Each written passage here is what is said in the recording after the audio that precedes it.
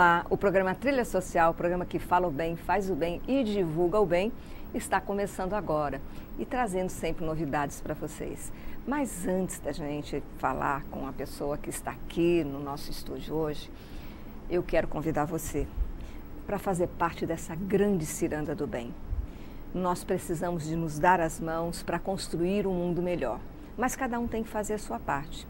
Você pode fazer a sua parte entrando em contato com todas as pessoas que já passaram por aqui. Você entra lá no Face, programa Trilha Social, e lá você tem a entrevista de todas as pessoas que passaram por aqui e o trabalho que elas fazem. Você pode se ligar a algum dos projetos que essas pessoas estão trabalhando ou se inspirar em uma delas para criar o seu. Afinal de contas, quando nós nos damos as mãos e fazemos o bem, nós construímos uma sociedade mais justa. E se você já faz um trabalho social e você quer compartilhar esse trabalho, você quer conquistar outros corações, chamar voluntários para a sua organização ou para o trabalho que você faz, você pode vir aqui até o programa. É só entrar em contato conosco através do e-mail programatrilhasocial@bal.com.br e nós teremos a máxima satisfação em recebê-los aqui para que vocês possam disseminar aquilo que vocês fazem e angariar muitos voluntários e tocar mais corações. E hoje no nosso programa nós estamos com uma pessoa que também faz um trabalho voluntário, é jovem e como é bom a gente ter a juventude totalmente envolvida em fazer o bem, principalmente para a nossa criança, para o nosso adolescente. E nós estamos aqui com Elias Lourenço, ele é estudante do Serviço Social da UFAL e ele vai ser palestrante de um grande evento que vai acontecer, que é o Encontro Estadual de 28 anos do Estatuto do Adolescente, da Criança e do Adolescente, e é o Estatuto sob a ótica infanto-juvenil. Como é que isso vai acontecer? E nós vamos falar com ele a respeito disso, dos trabalhos voluntários que ele faz também. Elias Lourenço, muito feliz em recebê-lo em nosso programa, principalmente em saber que você, iniciando a sua vida já na universidade, se interessa em fazer transformações sociais para melhor, é claro. Muito obrigado. Como você falou, né? Eu faço serviço social na Universidade Federal de Alagoas e eu posso falar com todas as palavras que eu só cheguei até a universidade, né, por conta de um conjunto de interfaces do Estatuto da Criança e do Adolescente que se fizeram possíveis na minha vida, né? Conta um pouco então da sua história, isso, como é que foi isso? Você não tinha condição, o que aconteceu? Então, a partir dos 11 anos de idade, né, foi instalado um equipamento público que é gerido pela Prefeitura de Maceió, mais especificamente pela Política de Assistência, que é o CRAS, que é o Centro de Referência da Assistência Social, né, e a partir desse equipamento, né, eu pude ter acesso a coisas que eu não tinha anteriormente, né, como acesso ao esporte, ao lazer, à orientação social, né, a vislumbrar outros horizontes, né, como o acesso à universidade. E a partir disso, né, eu tive acesso a movimentos sociais, pude me integrar, né, em alguns movimentos, participar de eventos a níveis nacionais, inclusive. E aí eu costumo sempre dizer que o ECA, né, que esses 28 anos que ele está completando no dia 13 de julho agora deste mês, foi de extrema importância na minha vida, né? E realmente eu estou inserido nessa história do ECA e ele foi marcante, com certeza, e é ainda hoje. Esses equipamentos sociais que colaboram, que oferecem oportunidades do jovem, ao invés de estar na rua, estar num local onde ele possa ter também lazer, porque nós não temos grandes espaços para lazer para o nosso jovem, né? E também outros espaços até de conhecimento. A educação, ela se estabelece ensinando as matérias, né? Mas existem mais do que isso, né? O jovem, ele precisa muito mais do que isso. E também a educação, ela precisa de passar por uma grande transformação. Isso, os nossos jovens, todo jovem ele possui o seu potencial. Eu acredito que o papel fundamental do Estatuto é realmente provocar isso, né? É estimular o desenvolvimento das potencialidades das suas crianças e dos seus adolescentes. Na palestra que eu vou ministrar, né, tentar fazer Isso, algumas você vai fazer, provocações. a palestra que você vai fazer, avanços conquistados, né, do ECA. Quais são os avanços que Isso. o ECA conquistou nesses 28 anos? Porque você ter um estatuto, montar o estatuto é um processo, mas fazer com que esse estatuto saia do papel é outro. Me fala a respeito dessa transformação agora. Como é que está sendo tirado o estatuto, como é que ele está sendo efetivado na sociedade? Isso. Aí, nesse momento de fala, né, durante a palestra, eu vou tentar fazer alguns questionamentos, algumas exposições e tentar fazer com que as pessoas reflitam que eu acredito que um dos maiores avanços do Estatuto, né, foi ele ter deixado para trás, né, um histórico triste, né, que o Brasil passou quando teve o seu Código de Menores, né, que era quando enxergava nas crianças e nos adolescentes sujeitos comuns, como se fossem pequenos adultos, sem direitos, sem deveres. Eles não eram enxergados enquanto indivíduos em condição em situação de desenvolvimento, né? E a partir do dia 13 de julho de 1990, né, com a promulgação do Estatuto, né, crianças e adolescentes eles passam a ser entendidos, vistos e enxergados como sujeitos de direitos e processo deveres. De transformação, né? E de lá até até aqui os avanços eles foram inúmeros, eles foram bastante significativos. É claro que a gente precisa avançar muito, né, mas ao longo desses 28 anos tivemos muitos avanços. No contexto da adoção no Brasil, né, nós tivemos como é que está a questão da adoção? A gente percebe as pessoas, uma pergunta que eu lhe faço, não sei se você teria condição de responder, mas nós vemos as pessoas, eu sei que o Estatuto ele tem todo um código para isso, mas eu vejo as pessoas falando assim, olha, eu quero adotar uma criança, mas já fazem 4 anos eu estou na fila, e a gente vê tanta gente, tanta criança precisando e também não achando um lar. Como é que faz esse casamento? A situação, né, nos primeiros anos em que o Estatuto da Criança ele foi aprovado, ele foi promulgado, ele era um pouco mais grave do que se é hoje, né? Mas a legislação ela caminha, né, para que essas situações elas sejam mais céleres e para que as famílias elas consigam, né, ter acesso a essas crianças, a esses adolescentes que estão em situação, né, de acolhimento institucional, né, estão pela tutela do Estado, de uma forma mais breve, né? E um outro avanço também que é bastante significativo foi a aprovação, né, durante, né, a vigência do Estatuto do SINASE, que é o Sistema Nacional Socioeducativo, né, que aí também, né, enxerga, tenta trabalhar com o adolescente que cometeu um ato infracional, né, de diferentes formas, né, de uma forma totalmente metodológica, de uma forma que faça com que, né, ele reflita sobre aquele ato infracional, né, e que ele cumpra, né, uma das 6 medidas previstas no Estatuto, né, e que saia, de fato, ressocializado. Essa ressocialização, ela não está sendo efetivada como deveria. A gente percebe isso.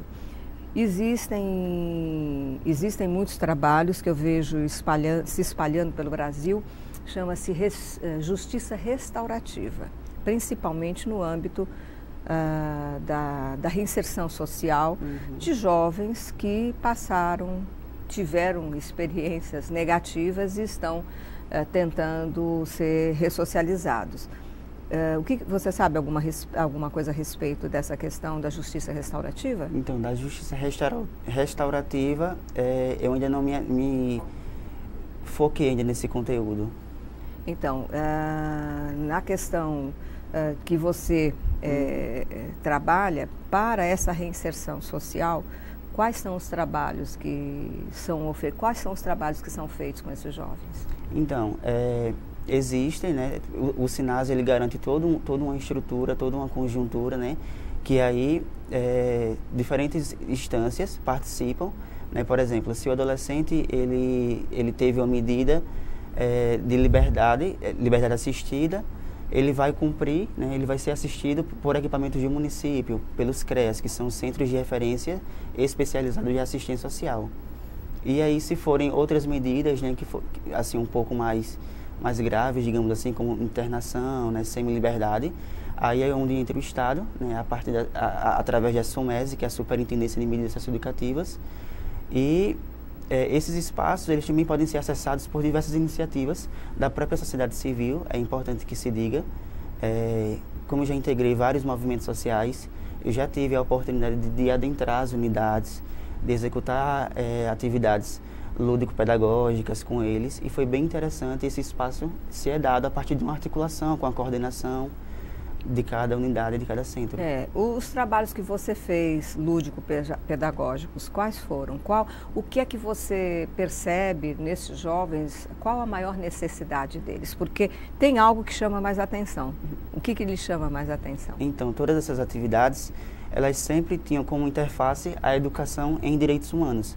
Então, a partir dessa matriz, a gente escalava subtemas, né, para trabalhar com eles.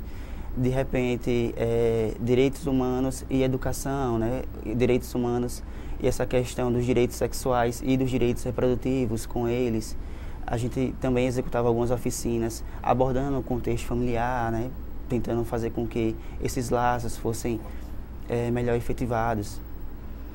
Tem um problema muito grave também que a gente, na sociedade com jovens, né? Meninas, a gravidez na adolescência. Sim. Isso. E aí, atualmente, eu venho trabalhando bastante, estagiando, na verdade, né, sobre esse tema. Eu tenho um estágio que ele se dá na Prefeitura de Maceió, né, que se chama Plataforma dos Centros Urbanos, e que é fruto de uma parceria, né, da Prefeitura de Maceió com a Unicef. E aí, a partir dele, a gente desenvolve vários diálogos temáticos, envolvendo tantos adolescentes que estão em escolas, em CRAs, em CREAs, como também adolescentes que, de certa forma, estão cumprindo medidas socioeducativas, através dos CREAs, por exemplo. E aí, o primeiro diálogo temático que a gente trabalhou, né, durante 2 meses foi justamente esse, direitos sexuais e reprodutivos. E como você bem falou, é uma realidade, né, que precisa ser trabalhada, precisa ser enfrentada, para que os índices de gravidez na adolescência e também os índices de contágio, né, das ISTs, que são as infecções sexualmente transmissíveis, eles possam se reduzir. E quando você... E você acha assim, eu percebo que jovem, né? Você é jovem, falando para jovem, acho que eles têm mais atenção. Isso. A própria pedagogia, né? Eu falo isso porque a gente também tem algumas articulações, um contato bem interessante com pedagogos. Eles explicam, né, que o adolescente, que o jovem, ele tem uma certa resistência, né, para se abrir dentro de casa, para relatar alguma situação, alguma experiência que esteja vivenciando com os pais, até com professores mesmo, né? E estudos comprovam também que essas experiências, essas dúvidas, os amigos, os adolescentes acabam tirando com próprios amigos, né? Ou seja, os amigos, os primos, os colegas de escola acabam sabendo mais coisas do que os próprios pais em casa. Então, porque são os confidentes. Isso. Então, a gente tem percebido isso. Quando a gente chega nas unidades, nas instituições, né, que faz algumas provocações, é muito nítido, né, que a gente consegue os resultados de uma forma bem satisfatória. Você, por ser jovem, tem obtido bastante resultado positivo? Eu espero que esteja tendo, sim. O programa Trilha Social vai para um pequeno intervalo e nós voltamos já já e eu estou esperando você.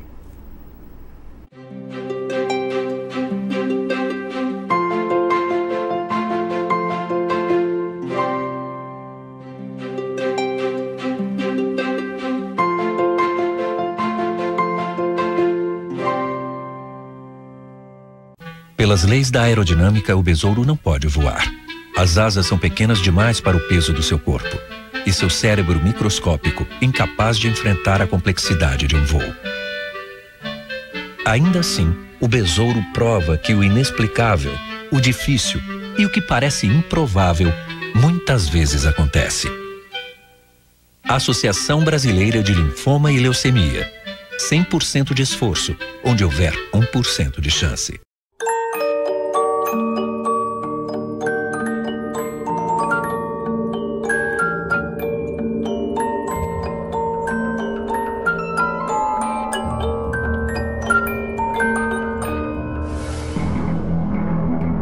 Com criança não se brinca. Todos contra o abuso sexual infanto-juvenil. Denuncie. Disque 100 ou acesse o site. Uma iniciativa do Ministério Público do Estado de Alagoas. O Corpo de Bombeiros está 24 horas a serviço da vida. Conta com equipes treinadas e prontas para resgate e salvamento, principalmente em casos de incêndio. É só ligar 193. Cerca de 100 homens estão de prontidão nos 3 quartéis da capital. São 5 quartéis à disposição da população no interior do estado. Os grupos de salvamento estão preparados também para agir nos episódios de acidentes de trânsito, usando para isso viaturas especiais. Ligue 193 se precisar. O Corpo de Bombeiros irá atender.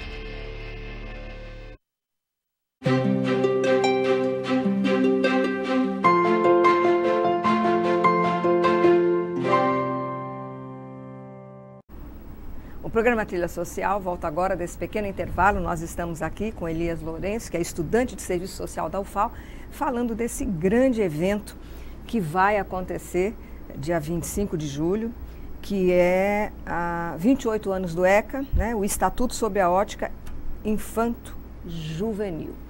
Muito importante, porque a gente não fala que o jovem é o nosso amanhã, mas eles são o nosso hoje. Se a gente não investir no jovem hoje, como é que ele vai estar amanhã? Então, os investimentos sociais, eles devem focar muito a primeira infância e a juventude, porque é nesse momento de formação que nós também estamos formando o caráter de um indivíduo, não é isso, Elias? Exatamente. E aí, nesse seminário que nós teremos, nós iremos tentar abranger todas as interfaces do Estatuto até aqui, né? Em um primeiro momento apontando os avanços, né? Os avanços que nós tivemos nesses 28 anos. Você falou no bloco anterior do avanço que houve na questão das crianças que vão ser adotadas. Qual um outro avanço que você acha que é de suma importância, dentre todos os que houveram, que chama a atenção? Eu acho que um avanço que aí eu coloco como um ponto de partida ainda é a questão da educação. Eu acredito que a sociedade civil, junto a todos os atores sociais que compõem instituições, os profissionais, os técnicos, a gente precisa dar as mãos mesmo para que a nossa educação ela possa ter resultados mais satisfatórios, né? Aí eu acredito que é um avanço que ainda precisa se concretizar. Precisa ser fortalecido. Ser fortalecido. Tem que ter um olhar diferenciado, né, para a questão da educação da criança e do jovem. Isso. Nós temos aí um avanço, o nosso município também, estão sendo implantados creches, né, que eram tão difíceis, então já é um início, né? Já é um avanço. É um avanço muito importante para aquela mãe que trabalha e precisa de ter onde deixar seu filho e num espaço onde ele vai ter uma continuidade na educação dele, um preparo, um carinho e de forma profissional. E também tem o desafio da maioridade penal. Como é que está essa situação? Como é que está essa discussão diante do ECA?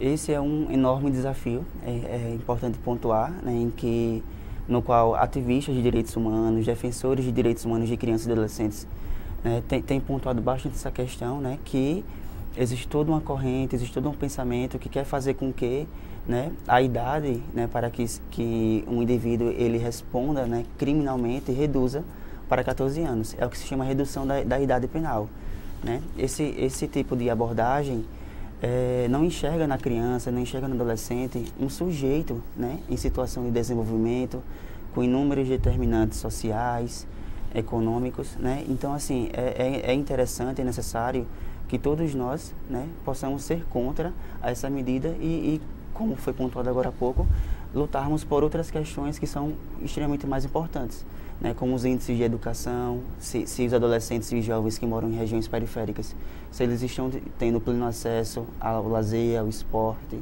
né, à convivência comunitária. Essa sua fala é muito interessante porque nós temos que parar. Eu acho que a nossa sociedade já avançou bastante, nós já temos informação suficiente para não pensar, buscar soluções apenas penalizando, né? Não é penalizando que você vai resolver a situação, porque você não está indo na causa do problema. Né? Quando você penaliza um jovem, a maior idade penal, passou, legal, agora a gente vai penalizar esse jovem, vai colocar ele na cadeia, aí a gente vai aumentar um problema na cadeia. Isso, que já é, ou seja, que já é muito problemático. Já é problemático, né? Então, será que é essa a melhor solução? Nós temos que ter um olhar para onde está, onde é que nasceu, onde é a nascente desse problema. Por que que esse jovem, por que que ele está cometendo delito, por que que ele está fora da sala de aula, por que que ele não está tendo tudo aquilo que é de direito dele, o que que está acontecendo no seu bairro, na sua cidade, no seu estado, o que que está acontecendo. E para isso vocês estão, mais um desafio, né? Chamando as pessoas para uma conferência pública. Isso. E esse evento, ele tem essa proposta, né? Ele objetiva mobilizar, sensibilizar toda a sociedade civil, né, para que a mesma possa colocar em sua agenda, né, as prioridades voltada para a criança e para o adolescente. Então é muito importante que técnicos, que profissionais, funcionários que integram a rede de garantia de direitos de crianças e adolescentes, né, possam estar presentes, né, que professores possam mobilizar suas escolas, que possam levar, né, esse público, porque também é de fundamental importância, né, que para além da sociedade civil, para além de adultos, né, que crianças e adolescentes possam ocupar aquele espaço e possam conhecer de fato, né, mais ainda o Estatuto da Criança, porque um outro desafio é também a questão da popularização do Estatuto, né. Eu gosto muito de um especialista nacional na área, que é o Djalma Costa, quando ele fala que a gente precisa ainda se sobrepor a isso. Precisa fazer com que o Estatuto ele seja de fato popularizado, porque só assim a sociedade civil vai conseguir, né, vai conhecer e vai conseguir ocupar espaços que são voltados para elas, como os conselhos, os fóruns. Vai se empoderar daquilo, né, que é de direito dele. Ele vai saber onde buscar ajuda. Por exemplo, dentro do ECA, qual é a função de um conselheiro tutelar? O conselheiro tutelar, ele precisa de conhecer o ECA do começo ao fim, para se estabelecer qual é a função dele. Inclusive, nesses espaços de conferência, é muito importante que os conselheiros também estejam. Isso, tanto os conselhos tutelares quanto os conselhos de direitos, né, que eles integram os CMDCAs, que são os Conselhos Municipais dos Direitos da Criança e do Adolescente, e os chamados SEDICAs, que são os Conselhos Estaduais. Então é muito importante que esse espaço ele seja ocupado, né, a gente tem a pretensão de lotar o auditório lá da OAB em Jacarecica, né, e ter um espaço, né, de bastante construção. E o importante de tudo isso é que você me fala de pessoas que fazem parte de conselho ou de algum órgão, alguma organização não governamental que esteja trabalhando as questões dos direitos das crianças, mas a conferência é aberta para qualquer um. Os pais podem participar. Isso. As crianças podem participar. Eu tenho visto as conferências que vocês estão fazendo também com os jovens mesmo, a conferência direcionada só para o jovem, porque ele tem que ser ouvido, quais são as necessidades dele. Nada melhor do que o jovem para dizer. E é claro, sendo orientado, né? Para que ele saiba o que é que do que trata essa conferência, o que é que ele tem que trazer ali. Com certeza ele é o ator principal. Isso, exatamente.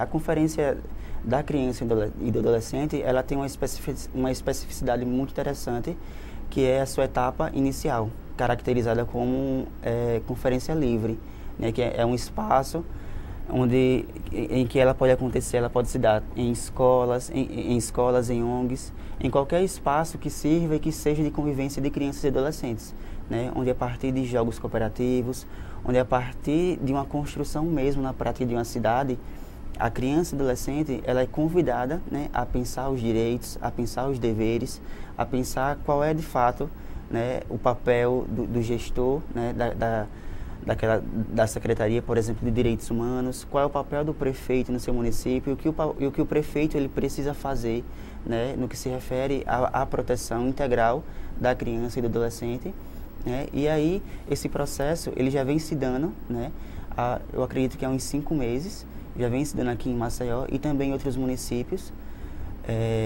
alagoanos, E é bem interessante mesmo. Na Universidade Federal de Alagoas, eu integro um grupo de pesquisa que se chama REDES, Questões Geracionais e Políticas Públicas, que este grupo, em parceria com diversos conselhos municipais, né, ele vem viajando, né, literalmente viajando e percorrendo o estado inteiro, provocando e promovendo as conferências livres, né, porque aí a gente também já convida os secretários, convida os prefeitos a estarem naqueles espaços, né, e a ouvirem as suas crianças, ouvirem os anseios dos seus adolescentes. E com isso também, com essas conferências livres, além de você discutir o ECA, você está discutindo, está dando a esse jovem a oportunidade de se politizar, de conhecer como é que funciona a coisa pública também. Principalmente não só para ele, mas como funciona, qual o papel, como você falou, qual o papel do prefeito, qual o papel do vereador que possa estar ali, o que ele pode fazer e ele iniciando a sua vida social, né, a sua intervenção social, desde a mais tenra idade, fará dele um adulto muito mais politizado, muito mais sábio para fazer as suas escolhas e também para fazer as suas interferências, porque um jovem ou um grupo de jovens, eles podem ter um projeto que eles queiram para transformar a vida dos jovens. Eles podem levar à Câmara dos Vereadores, podem levar numa Assembleia Legislativa, podem provocar, né, uma transformação social. Com certeza. E o tema dessa conferência, ele é bastante especial, é bastante singular, né? E o tema central é proteção integral, diversidade e o enfrentamento das violências. Justamente por entender que, a nível nacional, né, falando, porque é uma normativa que vem do Conselho Nacional, por enxergar que as crianças e os adolescentes, né, eles constroem e, portanto, compõem uma infância e adolescência que, por si só, é bastante diversa, né? Então, a gente espera conseguir mobilizar, né, o máximo de pessoas para que tanto integrem esse evento que está proposto para se realizar no dia 25 agora, né, como também na Conferência Municipal dos Direitos da Criança e do Adolescente, que provavelmente ele irá ocorrer no mês de outubro, né, mas aí essa informação ainda será confirmada, mas aí através dos sites institucionais, essa informação ela será compartilhada com certeza. E é importante que esse momento que vai acontecer na OAB, né, que são os 28 anos do ECA, essa é um grande encontro para esclarecer e também chamar para as conferências. A função principal é essa. Isso, com certeza. No segundo momento, né, depois de uma mesa que, assim, particularmente falando, eu fiquei muito lisonjeado, né, com o título, né, o Estatuto sobre a Ótica Infanto-Juvenil, né, porque nada melhor, né, para falar do Estatuto, né, que um jovem, das suas diretrizes, do que se entende do Estatuto, do que os próprios adolescentes, no caso, e também os adolescentes, né, como é o meu caso, que há poucos dias atrás também era um adolescente, né. Você está de parabéns. Eu acho muito importante essa participação do jovem. Você é muito atuante. Eu quero deixar aqui um abraço para a coordenação desse projeto, que é a Nelma Nunes, do Fitipart, né? E a Wellington Vasconcelos também. É um prazer, uma alegria muito grande receber você aqui. E eu gostaria que você deixasse aí o dia, o endereço, chama o nosso público para esse grande evento. Então, esse seminário, né, que ele é em alusão aos 28 anos do Estatuto da Criança e do Adolescente, ele realizar-se-á no dia 25 agora de julho, uma quarta-feira, né, tendo início às 8 horas, com uma previsão de encerrar às 13 horas, e vai acontecer lá no auditório da Ordem dos Advogados do Brasil, lá em Jacarecica. Ok, muito obrigado, compareçam. O programa Trilha Social, o programa que fala o bem, faz o bem e divulga o bem, volta semana que vem e eu vou estar aqui esperando você. Até lá!